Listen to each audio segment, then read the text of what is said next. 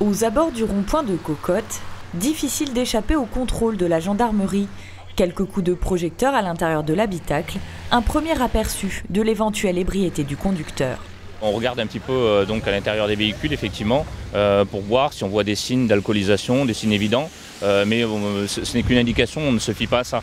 Mais effectivement, quelqu'un qui arrive avec une conduite un petit peu dangereuse, hésitante, quelqu'un qui va slalomer un peu, quelqu'un qui va avoir les yeux rouges, effectivement, c'est des signes extérieurs qui nous font penser que cette personne a consommé de l'alcool ou voire des produits stupéfiants. Est-ce que vous avez consommé de l'alcool, monsieur? Pas trop?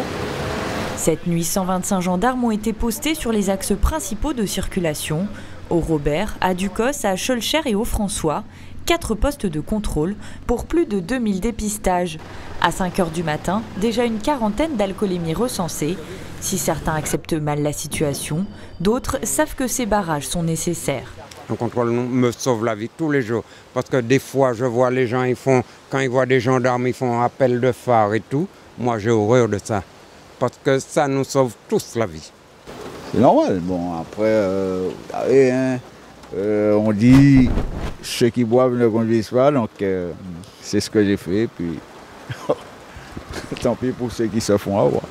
L'alcool au volant est responsable d'un accident de la route sur 4, un chiffre encore bien trop haut, même si le concept du capitaine de soirée semble se développer en Martinique. Celui qui conduit, c'est celui qui ne boit pas. On le constate d'ailleurs sur les contrôles, on a beaucoup généralement d'épouses, de conjointes qui prennent le volant et qui ne sont pas alcoolisées ou beaucoup moins alcoolisées. On a des petits taux qui sont détectés. Voilà, notre but c'est ça, c'est d'arriver à avoir une conscience collective pour que la route soit la plus sécure possible. Je rappelle que la route est un espace du vivre ensemble. C'est une autre manière de se respecter sur la route, de manière à ce que chacun se protège. Parce que quand le drame arrive, eh bien, généralement il est trop tard. Au petit matin, la gendarmerie recensait 105 infractions, dont 43 rétentions immédiates de permis pour la seule nuit du Nouvel An.